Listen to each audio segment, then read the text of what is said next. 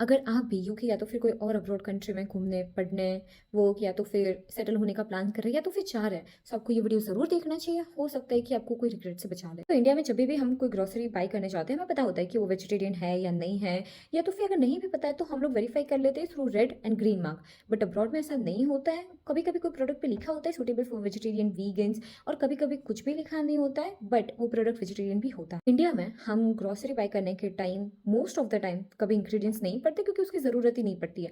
But इसी के चलते अब्रॉड में बहुत सारे लोग होते हैं जो गलती कर लेते हैं और उसके बाद बहुत टाइम तक रिग्रेट फील करते हैं। अगर आप एज अ वेजिटेरियन आ रहा है या बीफ एंड पोर्क नहीं खाते बट अदर मीट्स खाते हैं, तो अगर आप अब्रॉड जा रहे हो तो आपको ये बात का हमेशा ध्यान रखना है कि यहाँ के ऐसे कुछ कुछ प्रोडक्ट होते हैं जिसमें बीफ एंड पोर्क जेलेटिन होता है, किसी किसी में एग भी होता है।